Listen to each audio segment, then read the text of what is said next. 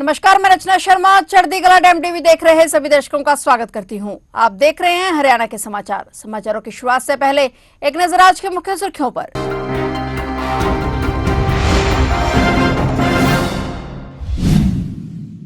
पश्चिम बंगाल के दौरे पर हरियाणा के मुख्यमंत्री शुभेंदु सरकार के शपथ ग्रहण में पहुंचे सीएम नैब सिंह सैनी। जहां प्रचार किया वहां 70% जीत का बनाया रिकॉर्ड। हरियाणा निकाय चुनाव के मैदान में 614 प्रत्याशी, 7 निकाय में चुनाव प्रचार का थमा शोर। कल 8 बजे से होगी वोटिंग। हरियाणा में अब एक क्लिक से होगा नक्शा पास, किसानों को भी मिली सुविधाओं की सौगात। प्रशासनिक व्यवस्था को पारदर्शी बनाने की दिशा में बड़ा कदम।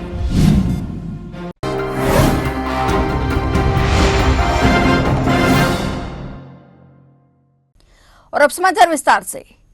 हरियाणा के मुख्यमंत्री नैब सिंह सैनी आज पश्चिम बंगाल के दौरे पर पहुंचे। सीएम नैब सिंह सैनी वहां बीजेपी की पहली बार बन रही सरकार के शपथ ग्रहण में शामिल होने के लिए पहुंचे। शपथ ग्रहण के दौरान बनाए गए मंच पर सीएम नैब सैनी को सेकंड लाइन में जगह मिली। उनके बगल में राजस्थान के मुख्यमंत्री भजनलाल शर्मा बैठे। सीएम नैब सैनी आज सुबह चंडीगढ़ से दिल्ली और वहां से पश्चिम बंगाल के लिए रवाना हुए। कल सीएम असम दौरे पर रहेंगे। गौरतलब है कि भारतीय जनता पार्टी की पश्चिम बंगाल जीत में हरियाणा के सीएम नैब सिंह सैनी की भी भूमिका रही है। चुनाव प्रचार के दौरान मुख्यमंत्री नैब सिंह सैनी ने बंगाल की 6 विधानसभा के प्रचार प्रक्रिया में जिम्मेदारी निभाई थी। मोयना विधानसभा में रोड शो, तो वहीं श्रीरामपुर, चंपदनी, चंदीतला और जंगीपारा और उत्तरपारा के उम्मीदवारों का नामांकन कराया था। इन 6 सीटों में से 4 विधानसभा में पार्टी उम्मीदवारों को जीत मिली है। इन 6 विधानसभाओं में लगभग 70% की सफलता में मुख्यमंत्री और हरियाणा मॉडल की छाप रही है। इससे पहले सीएम नैब सैनी हरियाणा, महाराष्ट्र, दिल्ली और बिहार चुनाव में भी प्रचार कर चुके हैं। इसी भरोसे के चलते पार्टी नेतृत्व ने उन्हें आगामी पंजाब विधानसभा चुनाव के लिए भी महत्वपूर्ण जिम्मेदारी देने के संकेत दिए हैं। हरियाणा में कल रविवार को अंबाला, सोनीपत, पंचकूला में मेयर पद और वार्ड पार्षद और नगर परिषद, रेवाड़ी, नगर पालिका उकलाना, सांपला, धारूहेड़ा और सांपला में अध्यक्ष और पार्षद के लिए वोट डाले जाएंगे। हरियाणा में निकाय चुनाव को लेकर राजनीतिक सरगर्मियां चरम पर हैं। चुनाव के लिए शुक्रवार शाम प्रचार अभियान थम गया। राज्य के 7 निकायों के लिए कुल 614 उम्मीदवार हैं और इसके लिए 10 मई को सुबह 8 बजे से मतदान होगा। नगर पंचायतों के लिए भी इसी दिन वोट डाले जाएंगे। पंचायतों में जिला परिषद की 1, पंचायत समिति के लिए 4 सीटों, सरपंच की 24 सीटों और पंच की 28 सीटों पर चुनाव होना है। 290 सीटों पर सरपंच, पंच और पंचायत समिति सदस्य निर्विरोध निर्वाचित हो चुके हैं। हरियाणा के 7 निकायों के चुनाव में भाजपा और कांग्रेस ने पूरी ताकत झोंक दी है। सबसे ज्यादा सक्रियता भाजपा की ओर से देखने को मिली, जहां मुख्यमंत्री नैब सिंह सैनी खुद चुनाव मैदान में पूरी ऊर्जा के साथ डटे रहे। हरियाणा सरकार ने प्रशासनिक व्यवस्था को पूरी तरह से डिजिटल और पारदर्शी बनाने की दिशा में बड़ा कदम उठाते हुए प्रदेशवासियों और किसानों को 2 नई सुविधाओं की सौगात दी है। मुख्यमंत्री नैब सिंह सैनी ने हरियाणा निवास में आयोजित प्रेस वार्ता के दौरान Haryana online building plan approval system के डिजिटल प्लेटफॉर्म की शुरुआत की और किसानों को जे फॉर्म सीधे व्हाट्सएप पर भेजने की व्यवस्था लागू कर दी है। मुख्यमंत्री ने कहा कि अब किसानों को अपनी फसल बेचने के लिए जे फॉर्म लेने के लिए आढ़तियों के पास नहीं जाना पड़ेगा। यह सुविधा पहली बार लागू की गई है। साथ ही मुख्यमंत्री ने 24 विभिन्न कल्याणकारी योजनाओं के तहत 2115 करोड़ 41 लाख रुपए की राशि सीधे लाभार्थियों के बैंक खातों में ट्रांसफर की। इस राशि से प्रदेश के 58,87,479 पात्र लाभार्थियों को फायदा मिला। मुख्यमंत्री ने कहा कि सरकार का उद्देश्य आम आदमी और किसानों को सरकारी दफ्तरों के चक्कर से मुक्त कर तकनीक आधारित, तेज और पारदर्शी सेवाएं उपलब्ध कराना है। अब आम नागरिकों को प्लॉट और भवन निर्माण से जुड़ी मंजूरियां घर बैठे ही ऑनलाइन मिल सकेंगी। भावांतर भरपाई योजना के तहत आलू व गोभी के लिए 5,296 किसानों को 38 करोड़ 80 लाख रुपए की राशि आज उनके खाते में जारी की है, क्योंकि हमारी सरकार की प्रतिबद्धता है। जो हमने कहा है उसको पूरा करने का काम हमारी सरकार कर रही है। साथियों, जो फसल खराबा हुआ था खरीफ का, उसमें 1,50,583 किसानों को आज 370 करोड़ 52 लाख रुपए की मुआवजा राशि आज जारी की है।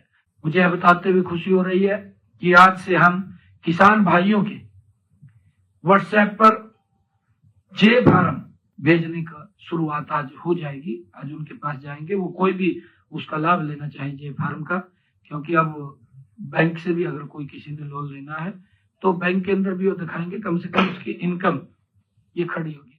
देशद्रोह के चर्चित मामले में हाल ही में पंजाब एवं हरियाणा हाईकोर्ट से जमानत पर रिहा हुए स्वयंभू संत रामपाल ने अब हिसार की अदालत में भविष्य की पेशियों को लेकर नई अर्जी दाखिल की है। रामपाल ने अपने अधिवक्ता के माध्यम से अतिरिक्त सत्र न्यायाधीश जसमीन शर्मा की अदालत में आवेदन देकर आगामी सुनवाइयों में वीडियो कॉन्फ्रेंसिंग के जरिए पेश होने की अनुमति मांगी है। अदालत ने इस आवेदन पर पुलिस से 16 मई तक जवाब तलब किया है। ये मामला उस बहुचर्चित देशद्रोह केस से जुड़ा है जिसमें रामपाल और उसके समर्थकों के खिलाफ बरवाला स्थित सतलोक आश्रम में 2014 में हुई हिंसा और प्रशासनिक कार्रवाई के दौरान विभिन्न गंभीर धाराओं में मुकदमे दर्ज किए गए थे। उस समय पुलिस और प्रशासन की कार्रवाई के दौरान आश्रम में बड़े स्तर पर टकराव हुआ था जिसमें कई लोगों की मौत हुई थी और पुलिस प्रशासन को भारी विरोध का सामना करना पड़ा था।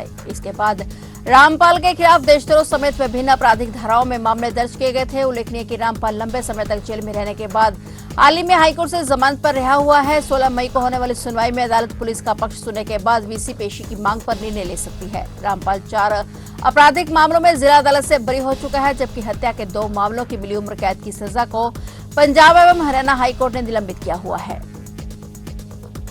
हरियाणा सरकार ने आगामी 24 मई को संघ लोक सेवा आयोग यूपीएससी द्वारा ली जाने वाली सिविल सेवा प्रारंभिक परीक्षा 2026 के सुचारू संचालन के लिए संबंधित जिलों में पुख्ता इंतजाम सुनिश्चित करने के निर्देश दिए हैं। परीक्षा के संचालन के लिए फरीदाबाद में 37, गुरुग्राम में 52 परीक्षा केंद्र स्थापित किए गए हैं। मुख्य सचिव अनुराग रस्तोगी ने आज परीक्षा की तैयारियों की समीक्षा के लिए एक बैठक की अध्यक्षता की और बैठक में गुरुग्राम और फरीदाबाद जिलों के पुलिस आयुक्तों, उपायुक्तों और अन्य वरिष्ठ अधिकारी वीडियो कॉन्फ्रेंसिंग के माध्यम से शामिल हुए। बैठक के दौरान मुख्य सचिव ने परीक्षा केंद्रों पर व्यवस्थाओं, कानून व्यवस्था, यातायात प्रबंधन, सुरक्षा इंतजामों और परीक्षा के निष्पक्ष और सुचारू संचालन से संबंधित अन्य प्रबंधों की विस्तृत समीक्षा की। मुख्य सचिव अनुराग रस्तोगी ने जिला प्रशासन और पुलिस अधिकारियों को निर्देश दिए कि सभी परीक्षा केंद्रों पर पुख्ता प्रबंध सुनिश्चित किए जाएं तथा सभी संबंधित विभागों के बीच बेहतर तालमेल स्थापित किया जाए। मुख्य सचिव ने कहा कि परीक्षा ड्यूटी पर तैनात सभी अधिकारी और कर्मचारी पूरी सतर्कता, ईमानदारी और पेशेवर तरीके से अपने दायित्वों का निर्वहन करें ताकि परीक्षा निष्पक्ष, शांतिपूर्ण और व्यवस्थित ढंग से संपन्न हो सके। करनाल त्रावड़ी जिले की 2 ग्राम पंचायतों अमूपुर और सांभली के सरपंचों को सस्पेंड कर दिया गया है। ये कार्रवाई जिला उपायुक्त द्वारा अमल में लाई गई। जानकारी के मुताबिक इन सरपंचों द्वारा सरकारी और गैर काश्त योग्य जमीन पर कागजों में फसल उगाकर उसे पोर्टल पर दर्ज किया गया। जांच में खुलासा हुआ कि शमशान घाट, स्कूल और गौ चरान जैसी भूमि पर फसल पैदावार दिखाई गई जबकि हकीकत में यहां पर फसल नहीं हुई। यह सब फर्जी तरीके से पंजीकरण कर आर्थिक लाभ लिया गया। मामले की जांच के बाद जिला उपायुक्त ने सख्त कार्रवाई करते हुए दोनों पंचायतों के सरपंचों को निलंबित कर दिया। जिला उपायुक्त ने साफ कहा कि मामले में पूरी पारदर्शिता से जांच की जाएगी और दोषियों पर आगे भी कार्रवाई की जाएगी। शाहबाद मारकंडा रोड के निकट पुलिस और पशु तस्करों के बीच मुठभेड़ में 2 वांछित पशु तस्कर पकड़े गए हैं। बाइक सवार दोनों आरोपियों ने पुलिस को देखकर गोलियां चला दी और पुलिस की जवाबी कार्रवाई में एक तस्कर की टांग में गोली लगी तो दूसरा बाइक गिरने पर चोटिल हो गया। गोली लगने पर घायल उत्तर प्रदेश के चिलकाना निवासी मोनिश और दूसरे आरोपी रेहान को उपचार के लिए मुलाना सामुदायिक स्वास्थ्य केंद्र में दाखिल कराया गया जहां वह उपचाराधीन है। बता दें कि दोनों आरोपी 1 मई की रात अंबाला कैंट के पंचोखड़ा क्षेत्र में हुई गोली मारकर राहगीर युवक की हत्या करने और पुलिस पर गोली चलाने और पत्थर बरसाने के मामले में वांछित है। बता दें कि 1 मई की रात पंचोखड़ा के टुंडला गांव के पास पुलिस और पशु तस्करों के बीच जबरदस्त मुठभेड़ हुई थी। उस समय तस्कर पुलिस पर फायरिंग करते हुए भागने में सफल रहे थे। जैसे टुंडला गांव के पास पहुंचे तो इस बीच मुठभेड़ के दौरान एक राहगीर गरनाला नाव निवासी गुरप्रीत सिंह उर्फ हैप्पी की मौत हो गई थी और तस्कर पंचकुला की सीमा के एक गांव के पास पिकअप छोड़कर भाग गए थे। इस पिकअप से 2 गायें मिली थी और इस घटना के बाद से ही पुलिस की कई टीमें आरोपियों की तलाश में जुटी हुई थी। पकड़े गए आरोपियों के पास से अवैध हथियार और अन्य सामग्री बरामद की गई है। आरोपी को पुलिस कोर्ट में पेश करेगी।